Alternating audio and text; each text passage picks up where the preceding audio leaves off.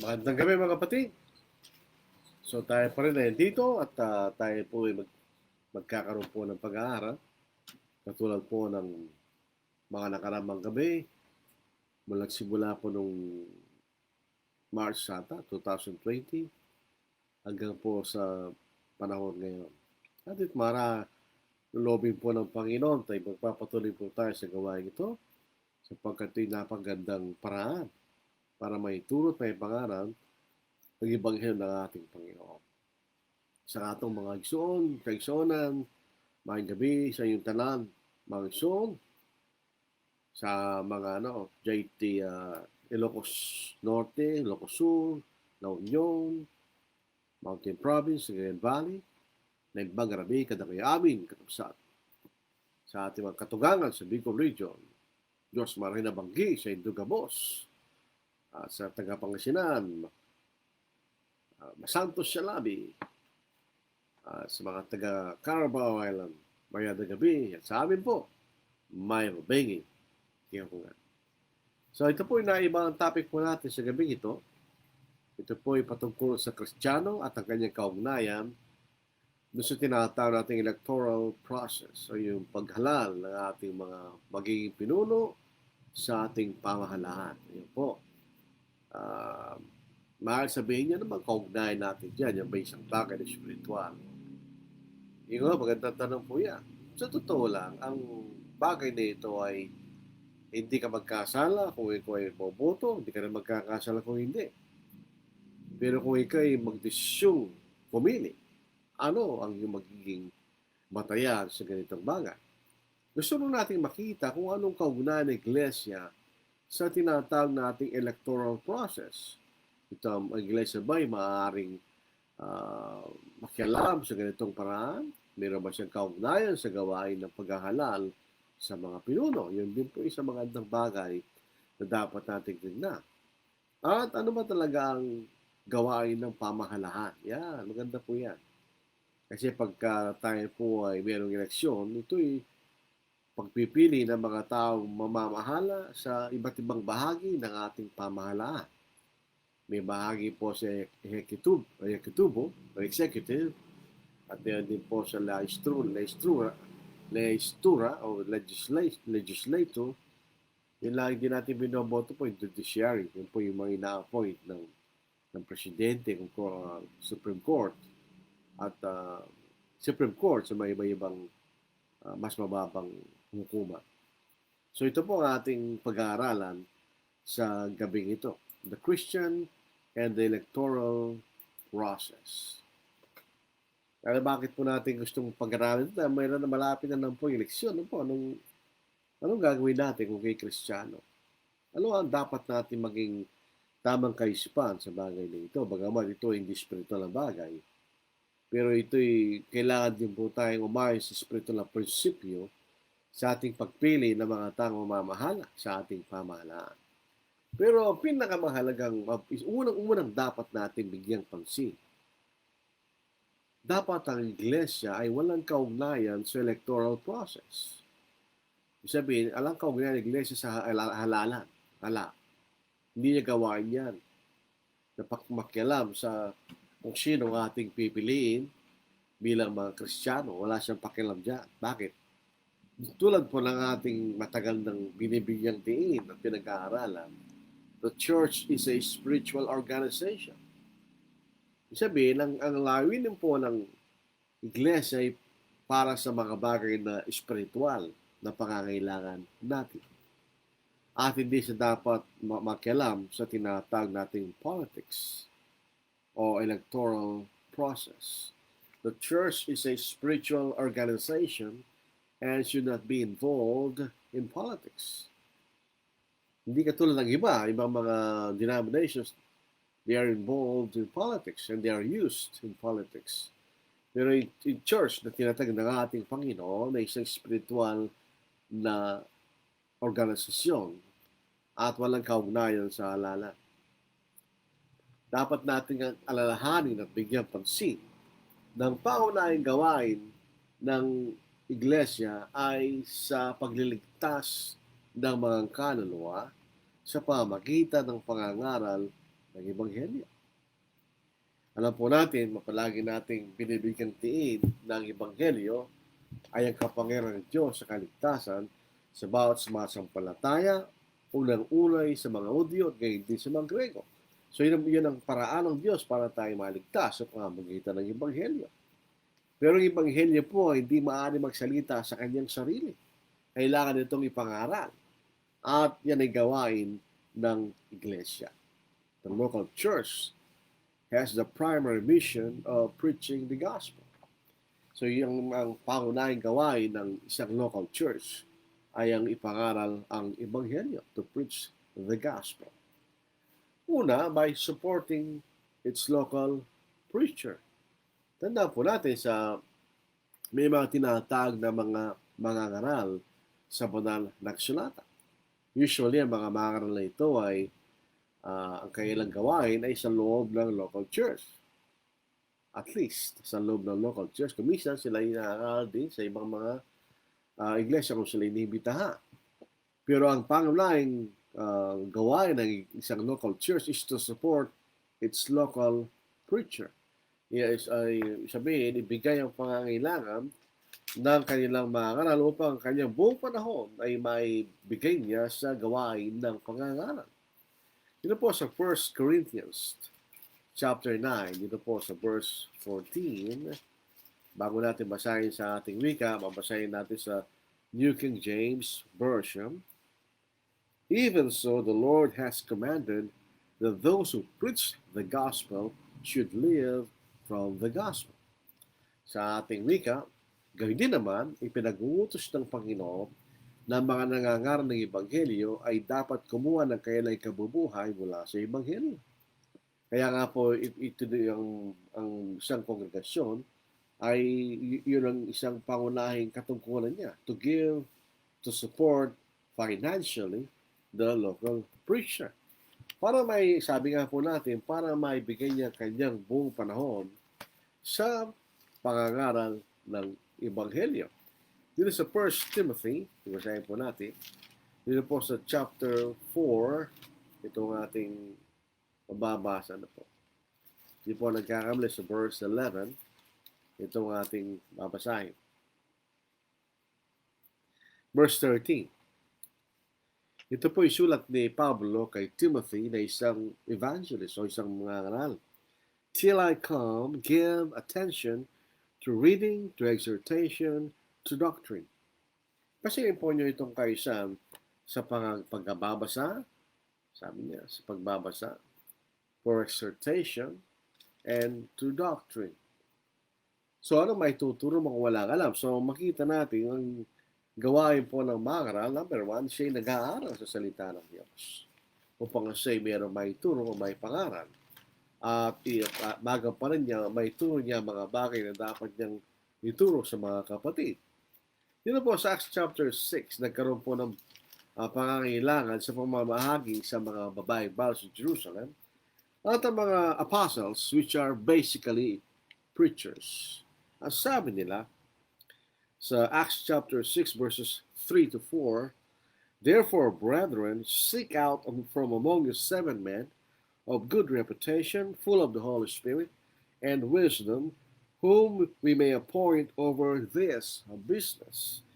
But we will give ourselves continually to prayer and to the ministry of the word. Sabihin, para may bigay namin ang sarili sa panalangin at sa paglilingkod sa salita.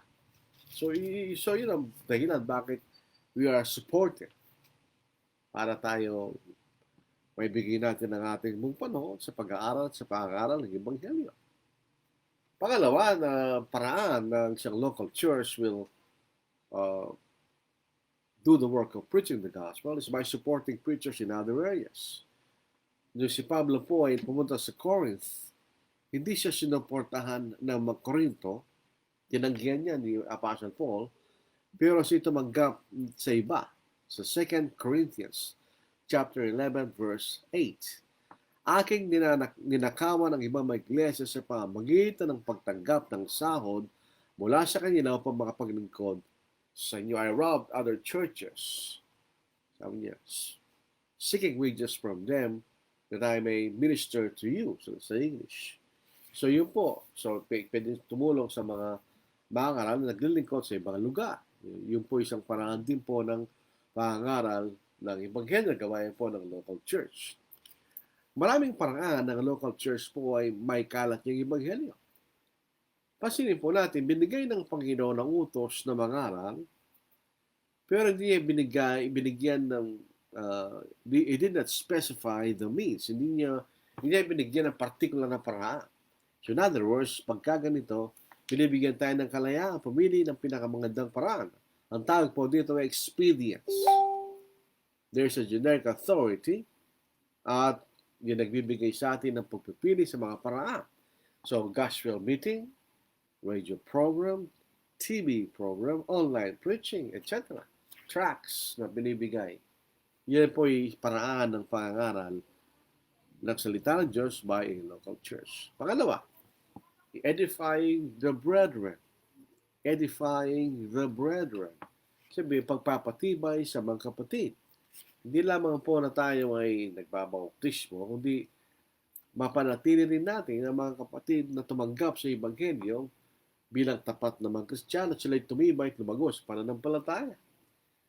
This is 1 Timothy chapter 3 verse 15. Ngunit kung ako'y maantala, ay maaari mong malaman kung ano ang dapat ugaliin ng bawat tao sa bahay ng Diyos, na sa Iglesia ng Diyos na buhay, ang haligi at suhay ng katotohanan. So, kailangan din mapagtibay yung mga kapatid upang sila'y lumago sa kanilang pananampalataya at malaman na dapat nilang ugaliin sa bahay ng Diyos. So, yun din po isang spiritual work of the church. Pangatlo, benevolence to needy saints. Benevolence to needy saints. Ito yung pagtulong sa mga nangangailangang mga kapatid. Sa 1 Corinthians chapter 16 verses 1 and 2. Ngayon, tungkol sa umbagang para sa mga banal, ay gawin din niyo gaya ng aking itinagabilin sa mga iglesia sa Galacia. Tuwing unang araw sa linggo, ang bawat sa inyo ay magbukod at maglaan ayon sa kanyang makakaya upang wag nang gawa ng mga bagan pagparian ko. Ito po itong collection for the needy saints in Jerusalem. So, ginagawa rin po ng iglesia yan. Benevolence to needy Christians, to needy saints. Pangapat, dapat rin natin tandaan ang isang local church, ang kanya lamang paraan para makalikom ng pananalapi ay sa pamamagitan ng weekly collection every Sunday. Yung nga po sa 1 Corinthians chapter 16 verses 1 and 2. Hindi pwedeng tumanggap ang local church ng anumang pondo or donations from any politician or government agency. Hindi po dapat na payagan ng isang local church na gamitin ang kanyang building o kanyang premises para sa mga politiko upang mangampanya sa loob ng local church building. At hindi rin siya pwedeng gumawa ng isang official stand on whom to vote. Hindi pwedeng mag-declare isang church, sabihin niya, itong boboto natin. Hindi, walang kaugnayan ng church sa electoral process. Alas ng kaugnayan sa eleksyon. In other words, the church has nothing to do with politics. It has only something to do with things spiritual. Sa mga bagay na spiritual. Itandaan po natin yan. Pero, the individual Christians, as individuals, not as an assembly, or not as a congregation, may participate in the electoral process. Ang mga individual, mga Kristiyano, bilang mga individual, ay maaari sila sumali sa halalan, sa pagpipili ng mga taong mamumuno sa pamahalaan. Pero tandaan natin, it is not a matter of obligation. Hindi tayo inutusan ng Panginoon na tayo ay bumoto o hindi. It is a matter of personal liberty. Ito po isang bagay na sa ating kalayaan bilang individual. In other words, hindi tayo magkakasala kung hindi ka bumoto. Hindi ka rin magkakasala kung bumoto ka. Hindi tayo inutos ng Panginoon sa bagay na ito. It's a matter of personal liberty. Romans 14 po ito. Kung hindi ka boboto, hindi magagalit ang Diyos. Kung boboto ka, hindi na magagalit ang Diyos. So, mahala tayo kung gusto natin bumoto o hindi. It's a matter of personal liberty. But, we may participate in the electoral process. Walang problema yan. Pwede tayong magboto. Piliin natin ang mga taong mamumuno sa ating pamahalaan. So, pwede po yun. Pwede tayong bumoto. Hindi tayo magkakasala kung gayon. Kaya gawin po natin yun. Merong isang religious organization na pinagbabawalan ng kanilang mga kaanib na sumaludo sa bandila ng ating bansa. At pag sila'y bumoto, wala silang sinusulat. Which I find very foolish. Kung wala ka rin lamang isusulat, huwag ka lang bumoto. Sinasayang mo lang yung panahon at ang panahon na mga namamahala sa halalan, di ba? It's a waste of time. Bakit ka ba makikipagpila kung wala rin ka lamang isusulat? Ngayon, pangalawang pwede natin tingnan at mahalaga rin, yung mga individual namang Kristiyano, pwede ba silang humabol sa isang political office? Pwede ba silang tumakbo sa isang halalan? Hindi ko sinasabi tumakbo kasi hindi talaga tumakbo. Tumakbo sa isang posisyon sa pamahalaan. Maaari ba? Yes. Here again, it is a matter of personal liberty. Hindi tayo obligadong tumakbo sa anumang posisyon sa pamahalaan. But kung gusto natin, hindi ka naman nagkakasala. But, kinakailangan din natin balansehin. Number one, meron itong panganib. It has dangers, though. Meron siyang panganib. Dahil kung ikaw meron katungkulan sa pamahalaan, ikaw ay naglilingkod sa lahat. Sa lahat ng mga tao na may iba-ibang paniniwalang pangrelihiyo. At maaari you may tend to compromise na ikay gagawa ng mga bagay na labag sa iyong pananampalataya. For instance, kung may piyesa sa isang lugar, kung tayo Christian, di tayo naniniwala doon. But being a government official, baka ikay mandodoon. Either to facilitate or to participate. Kung ano man po yung programa doon sa tinatawag nating religious festivity na yun. That lends to compromise. Tandaan po natin yun. Pangalawa, it has the danger of falling into corruption. Hindi natin pwede sabihin wala. Kung sabi mong wala, para kang hindi nabuhay sa totoong mundo. Hindi natin mapapatunayan, legally speaking, we provide evidence, pero natin meron. You will fall into the danger of corruption. Delikado rin po yun. Although, it may be an avenue for helping people. Ito yung paraan para tumulong sa mga tao. Pwede rin. Pero itong mga mangaral, we should be especially careful kung gusto natin tumakbo sa isang posisyon sa pamahalaan. Number one, ito po ay isang competition for time. The work of preaching is a full-time work. A political office is also a full-time work. So how can you balance between two full-time works? Mahirap po yun. Kaya kung tayo po yung mangangaral, we should be very, very especially careful. We should think wisely whether to be involved in politics. I'm not saying ito yung kasalanan. But it may lead to that kung hindi tayo mag-iingat. Sa 2 Timothy especially, chapter 2 verse 4, walang kawal na naglilingkod ang nakikisangkot sa mga bagay ng buhay na ito. Yamang ang kanyang mithin ay bigyan kasiya nagtala sa kanya. Ang nagtala sa atin sa gawain ito ay ang Panginoon. So, dapat ay ang gawin natin ay magbigay lugod tayo sa ating Panginoon. Dito po sa English, sa 2 Timothy chapter 2 verse 4. No one engaged in warfare entangles himself with the affairs of this life. Kung kayo nasa gera, kalimutan mo na lahat. Nandun ka na sa gera, kayo nagkikipagbakbakan doon. Kalimutan mo muna yung pamilya mo, ano, dahil yun ang iniisip mo. Yun ang sinasabi ni Paul. That he may please him who enlisted him as a soldier. Sabi rito, no one engaged in warfare entangles himself with the affairs of this life. And he may please him who enlisted him as a soldier. So yun po sinasabi. Kasi baka tabi nga natin kanina, if you're a preacher and you hold a political office, you may tend to compromise. Or you will lose precious time for preaching. Yun lang ang problema po diyan. Pagtanong natin, will our running for political office give joy to God? Ito ba yung makapagbibigay lugod sa Diyos? Hindi. Dahil hindi yung kalooban ng Diyos para sa atin. Oh, I mean, it's not something spiritual. Ang Diyos po ay malulugod kung tayo sumusunod sa kanyang mas spiritual na kautusan. Hindi ba, mga kapatid?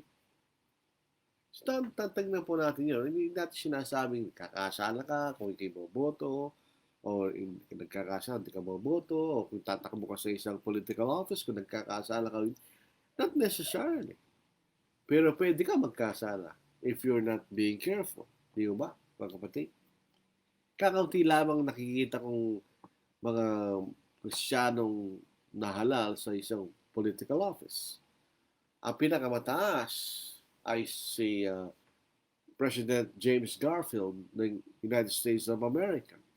Siya po yung naging presidente, siya isang Kristiyano. Siya lamang alam ko ngayon. Wala lang ko ibang alam. Hindi ko alam sa mga US legislature kung meron mang Kristiyanong senador, congressman, I do not know. But definitely, sa Pilipinas, walang Kristiyanong senador, walang Kristiyanong congressman, walang Kristiyanong mayor. Meron tayo isang Kristiyano naging vice mayor, pero hindi na rin ngayon. Baka hindi na rin niya nagustuhan yung that political office. So what will be our criteria for selecting? Anong dapat natin gamiting batayan para sa pagpipili ng mga taong iahalal natin? Sa US, dalawa lang po ang political parties, major political parties, the Republican, which is supposed to be conservative, at yung Democrat, the Democratic Party, which is supposed to be liberal. So dahil sa gayong conservative, morally speaking, ang Republican Party is supposed to be against abortion, same-sex marriage, at ganun cloning, ganun, etc. Parang ganun. The Democratic Party is open to those. So it's liberal. So malimit na mga kapatid sa US ay mga Republicans. There are very fewer Democrats. Dahil nga po sa political ideology ng mga Democrats tend to be liberal morally. So yung makita natin. So what will be our criteria? Number one, we choose someone who has fear for God and not an atheist. So mamili tayo. Baka ba't wala naman pong Kristiyano mahabol? Tignan natin siyang kandidato may takot sa Diyos. A genuine fear for God. At hindi po isang taong atheist o walang pakialam sa Diyos. Yung pong tao na natatakot sa Diyos, he will pursue for things that are in accordance with the will of God. Sabihin, lalaban siya sa mga bagay na immoral, laban sa mabuti na ipinahayag ng Diyos sa kanyang banal na salita. Number one, he will be against divorce. He will pursue religious freedom. Papapayaan niya na manatili ang kalayaan nating may pakilala natin at gawin ang ating paniniwala sa pananampalataya. He'll be against homosexuality, same-sex marriage, abortion, etc. Things like that, yung makita natin. Pag ikay may tao sa Diyos, ikay laban sa gayon.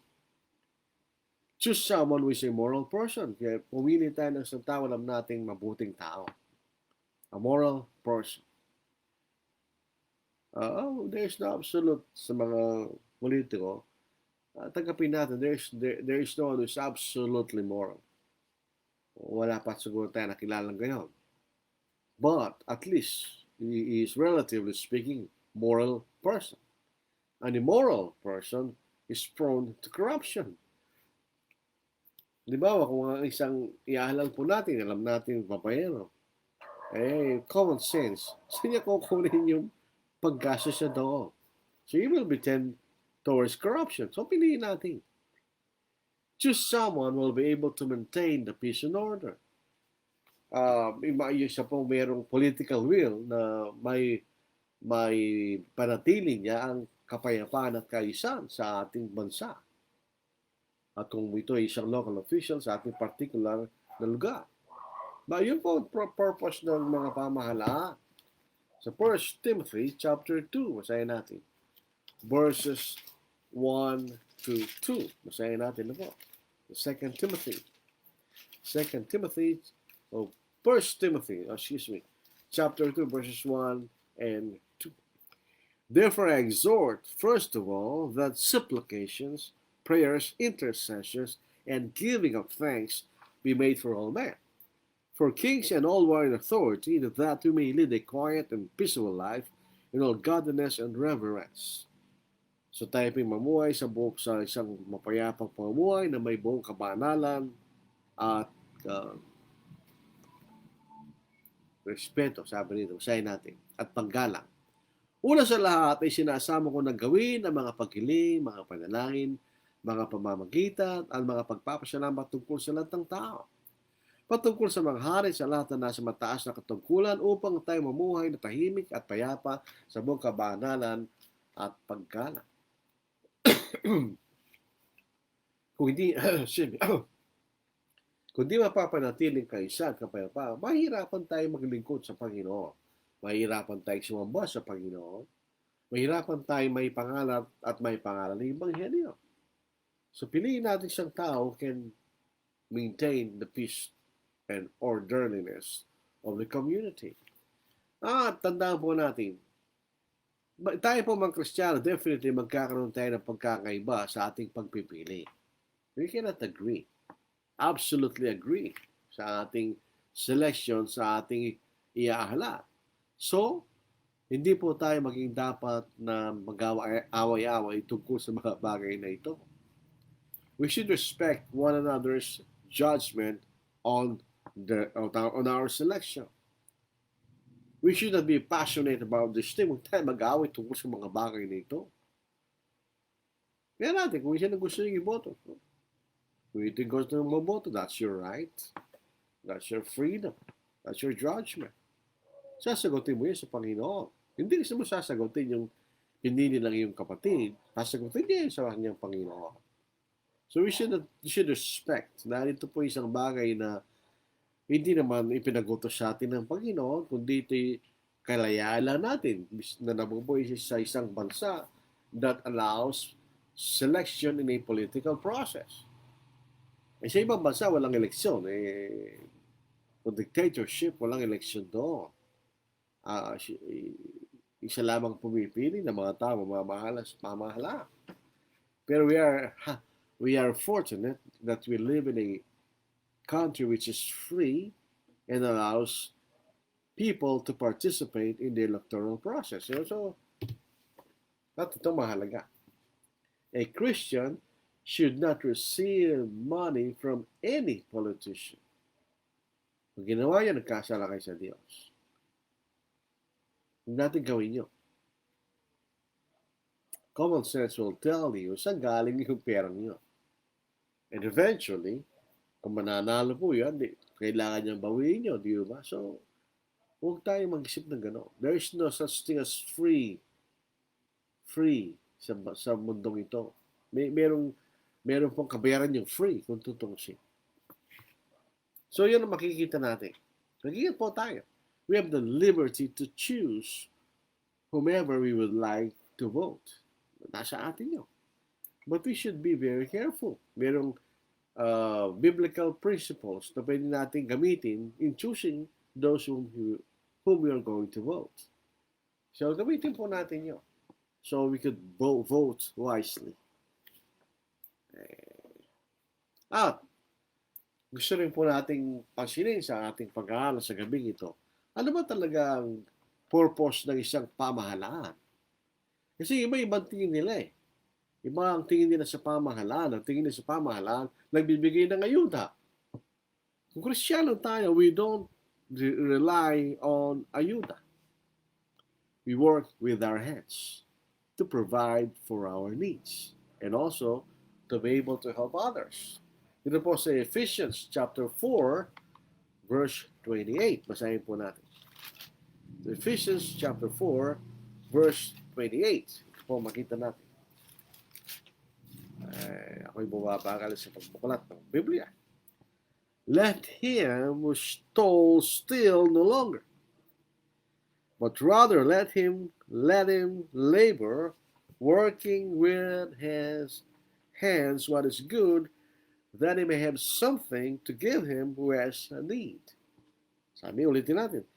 Let him who stole steal no longer, but rather let him labor, working with his hands what is good, that he may have something to give him who has need. So, hindi tayo maasa sa ayuda. Kung Kristiyano tayo, we work with our hands to provide for our needs. Tandaan po natin, hindi natin tingnan ng gobyerno sa ganung paraan. Hindi gayon ang gawain. Sorry, meron siyang provisions na gayon. Pero bilang mga Kristiyano, hindi yun ang ating layunin in choosing people to run the government. The role of government, ito'y maliwanag sa Romans chapter 13, verses 1 to 7. At babasahin po natin ang buong kabuuan talatang ito. At saka po sa 1 Peter chapter 2, verse 13 to 14. So basahin po natin ang kabuuan ng mga talata.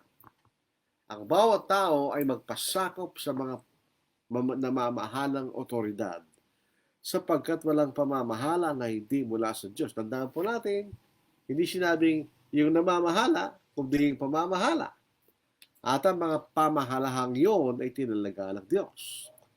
Kaya't ang lumalaban sa may kapangyarihan ay lumalaban sa itinalaga ng Diyos. At ang mga lumalaban ay tatanggap ng kahatulan sa kanilang sarili. Sapagkat ang mga pinuno ay hindi kilabot sa mabuting gawa, kundi sa masama. Gawin mong mabuti at magkakamit ka ng kapurihan mula sa Kanya. Sapagkat siya lingkod ng Diyos para sa kabutihan mo. Kaya't nararapat na magpasakop, hindi lamang dahil sa galit, kundi dahil din sa budhi. Sapagkat sa ngayong dahilan ay nagbabayad din kayo ng buwis. Sapagkat ang namamahala ay mga lingkod ng Diyos na patuloy na nangangasiwa sa bagay na ito. Ibigay niyo sa lahat ang sa kanila'y nararapat, buwis sa dapat buwisan, ambag sa dapat hambagan, paggalang sa dapat igalang, parangal sa dapat parangalan. Dito lang po sa 1 Peter chapter 2, verse 13 to verse 14. Pasakop kayo sa bawat pamahalaan ng tao alang-alang sa Panginoon, maging sa hari na katas-taasan, o sa mga gobernador na sinugo niya pang parusahan ang mga gumagawa ng masama at parangalan ang mga gumagawa ng mabuti. So, ang bawat tao, kasama namang Kristiyano doon, ay kinakailangan tayo magpasakop sa otoridad o sa pamahalaan. Hindi tayo dapat lumaban sa pamahalaan. Bakit? Sapagkat itong pamamahala, the idea of government, ay hindi galing sa tao, hindi galing sa Diyos. Sapagkat walang pamamahala hindi mula sa Diyos. So the idea of government came from God. At ang mga pamahalang ito ay tinalaga ng Diyos. It is the government na tinalaga ng Diyos. Hindi namamahala doon. Yung pamahalahan mismo. The idea of government is from God, not those who rule. Meron pong sa nung mga nakarang panahon during the medieval period sa Europe, meron silang mga monarchy Meron tinatawag na pinaniniwalaan the divine right theory. In other words, itong lahat ng mga haring ito ay tinalaga ng Diyos. Hindi sila tinalaga ng Diyos. Ang pamamahala ang tinalaga ng Diyos. Ang kapangyarihan ang tinalaga ng Diyos. It is the idea of a government na tinalaga ng Diyos. Hindi ang Diyos sa pumipili at naglalagay ng mga mamamahala. What idea is the government itself. Kaya ang lumalaban sa may kapangyarihan, ay lumalaban siya tinalaga ng, ano ba yung tinalaga ng Diyos? The authority of a government. Kung lalaban tayo doon, lumalaban tayo sa tinalaga ng Diyos. At ang mga lumalaban ay tatanggap ng kahatulan sa kailang sarili.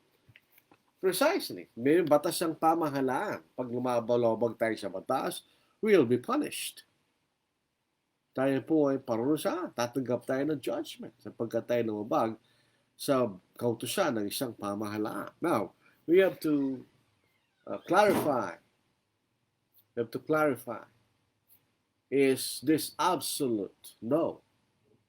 Kung ang batas ng ating pamahalaan ay lumalabag sa batas ng Diyos, wala tayong obligasyon sa bunod. Kailangan tayo sa bunod sa Diyos. Kaya ito ang prinsipyo doon sa Acts chapter 5, verse 29. Ito po ay ang mga namamahala sa pamahalahan doon sa Jerusalem ay ang mga taong ito. But pinagbabawalan sila na huwag ipangaral ng ating Panginoon na buhay na maguli mula sa mga patay. But Peter and the other apostles answered and said, we ought to obey God rather than men. Pagka ang batas natin ay lumalabag sa batas ng Diyos, we will obey God rather than men. Pero kung ang ating batas ng ating pamahalaan ay hindi lumalabag sa batas ng Diyos, then we have to submit. Tayo magpasakop sa mga batas na yon. Ikalawang talata, kaya ang lumalaban sa may kapangyarihan, lumalaban sa itinalaga ng Diyos. At ang mga lumalaban ay tatanggap ng kahatulan sa kailang sarili. So hindi tayo dapat lumaban sa pamahalaan. Rather, we obey the laws of our government, the laws of our country. Ikatlo, sapagkat ang mga pinuno hindi kilaban sa mabuting gawa, kundi sa masama. Rest assured, ideally speaking, ang gobyerno naman po ay hindi naman siya namamarusa sa mabuti. Although, siyempre, because of corruption and wrong influence, ay nangyayari yun. Pero ideally, ay hindi. Sapagkat ang prinsipyo ng gobyerno, hindi siya namang marusa sa mga taong hindi lumalabag. Kung di sumusunod, hindi siya kilabot sa mga taong yun. Kung di siya masama, yung lumalabag. Yun ang pinaparusahan ng pamahalaan. At ibig mo bang huwag magkaroon ng takot sa may kapangyarihan? Parang mawala yung agamago na kinaparusahan? Anong gagawin mo? Gawin mo ang mabuti. We obey the laws. At hindi tayo parusahan. At magkakamit ka ng kapurihan mula sa Kanya. So we should violate the law. Rather, we submit to the law. We obey the law of the lands. Kung hindi man ito lumalabag sa kalooban ng Diyos. Maraming mga bagay yung dapat natin tingnan sa ganitong bagay. If a law does not violate any law of God, we submit to it. Dahil susunod doon. Yun ang idea ng pamahalaan, mga kapatid. Sa ikaapat, sapagkat sa lingkod ng Diyos para sa kabutihan mo. Kaya ginagawa ng pamahalaan niya, pinaparusangan niya yung mga lumalabag, is for all benefit. Para magkaroon ng kapayapaan at kaayusan. But kung ikaw naman lumalabag, ngunit kung masama ang ginagawa mo, ikaw lumalabag, matakot ka sapagkat hindi walang kabuluhan ang pagdadala niya ng tabak. Siya lingkod ng Diyos upang ilapat ang pot sa gumagawa ng masama. Bakit ginagawa niya tabak? Ano ba ang ginagawa ng tabak? Ang tabak ay pumapatay. So ito ay isang inference na death penalty is from God. Again, the liberals, sabi nila, death penalty is evil na dapat alisin. No. Death penalty is from God. Maliwanag po sa banal na sulatan. Dito po sa ikalama, kaya't nararapat na magpasakop, hindi lamang sa galit, kundi dahil din sa budhi. Dito po sa English, mas maganda yung salin nito. Dito sa Romans chapter 13, verse 5. Ito po ang ating babasahin na po. Ito, basahin natin. Therefore, you must be subject, not only because of wrath, ibig sabihin, but also for conscience sake. Bakit because of wrath? Para hindi natin maranasan ng galit o kaparusahan ng pamahalaan. Sumunod tayo sa kanyang mga kautusan. And for conscience sake, dahil ito'y mabuti. Ito'y mabuti.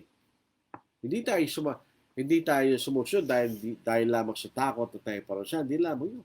Sapagkat ito ang mabuting gawin na ito'y pinag-utos ng Diyos. Sa ika-6 na talata, sapagkat sa gayuding dahilan ay nagbabayad din kayo ng buwis, sapagkat ang namamahala ay mga lingkod ng Diyos na patuloy na nangangasiwa sa bagay nito. Kaya ba po meron mga taxes so that we can maintain the government at magpatuloy sa kanyang gawain. So it's our obligation to pay taxes. So ikapito, ibigay ninyo sa lahat ang sa kailin nararapat, buwis sa bawat buwisan, ambag sa dapat ambagan, paggalang sa dapat igalang, parangal sa dapat parangalan. In other words, ang idea ng government is to punish those who violate the law so the government can maintain peace and order in the land. Yun po ang purpose ng isang government. The absence of a government will produce chaos, kaguluhan. Ayaw din natin yun. Or maybe there are abuses by governments, pero so what? Talagang ganon. It doesn't mean that there are abuses that we will discard the government. Mas masahol kung walang pamahalaan. It will be chaotic. Chaotic. Ito po ay kaguluhan ang mangyayari po sa atin. So, malaking bagay ba na tayo sumunod? Hindi naman. Bakit malaking bagay yun? Noong pong 1972, there was the president declared martial law. Maraming tao natakot doon. Mayroon hindi kami natakot. Bakit? Wala naman kaming ginawang masama.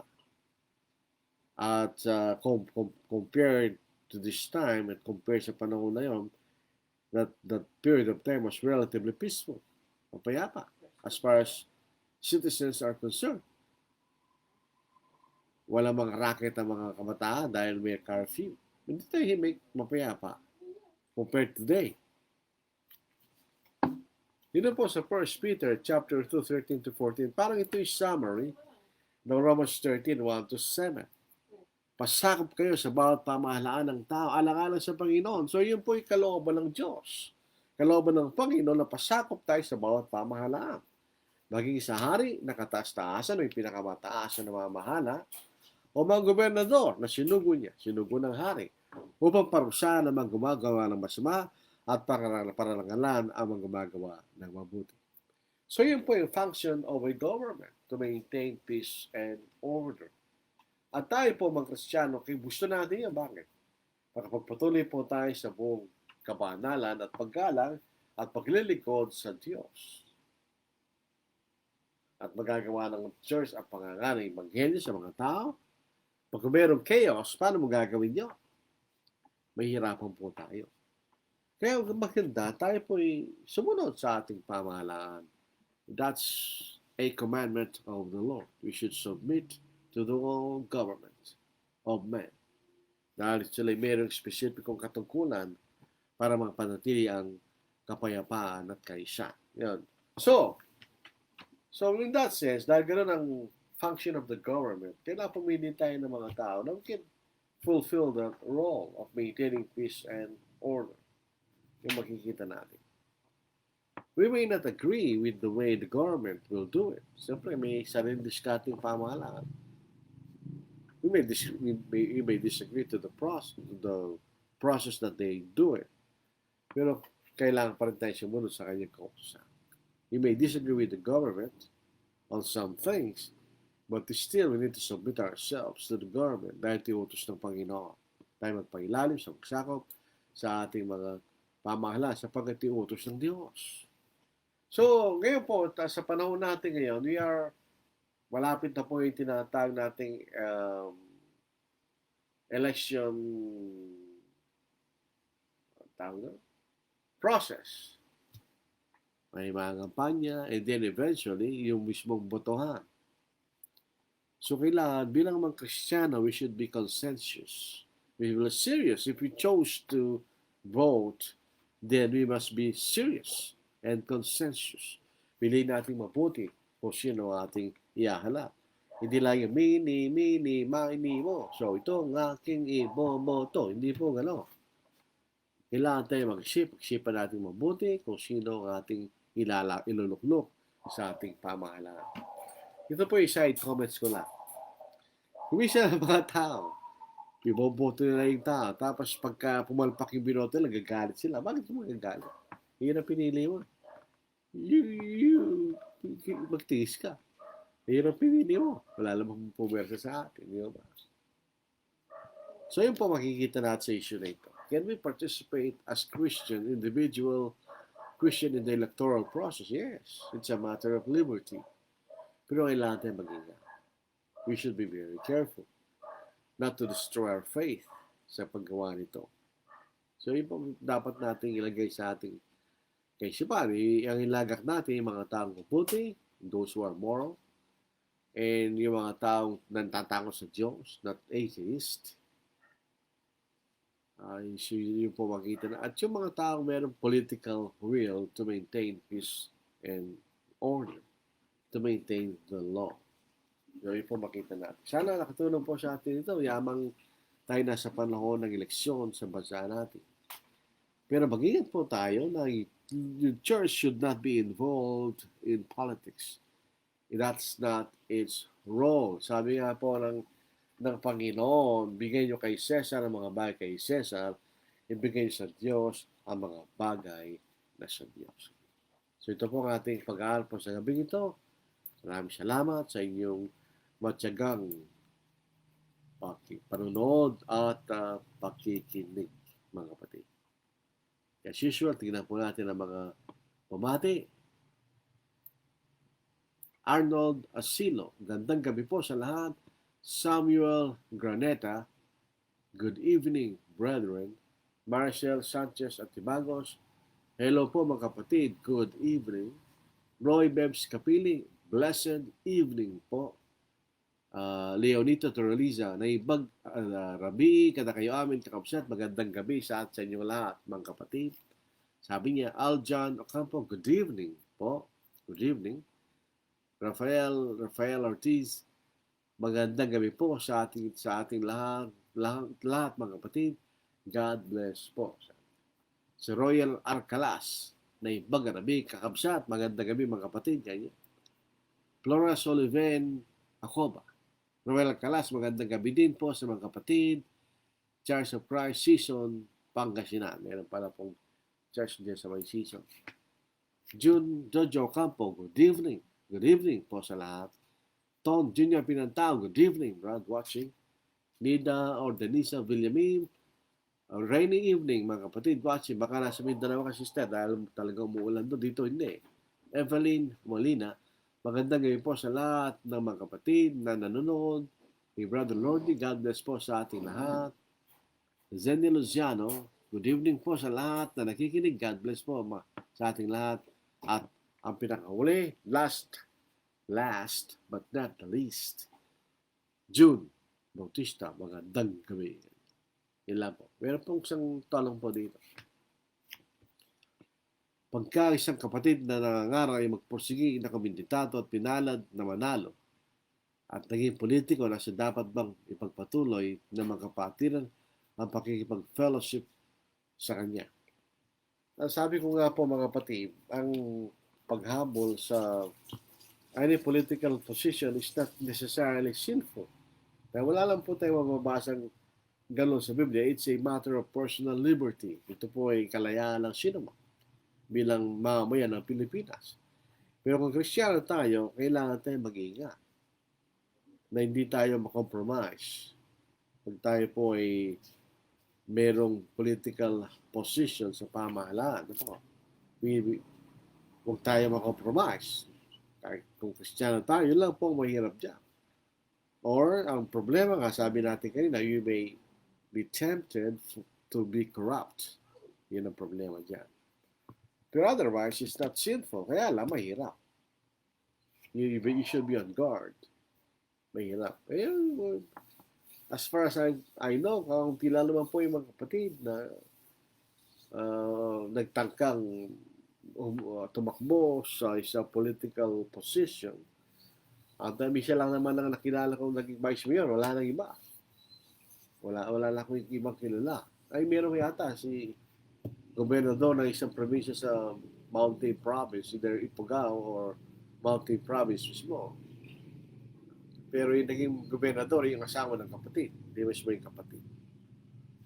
So, hindi naman necessarily kasalanan. Pero, at pangalawa bahagi ng tanong, dapat bang magpatuloy sa kapatid ang pagkikipag-fellowship sa kanya kung sa kanyang pagiging nahala sa isang political position at nagkasala siya at nagpatuloy siya noong sa pagkakasalang yon, then the brethren should not fellowship him.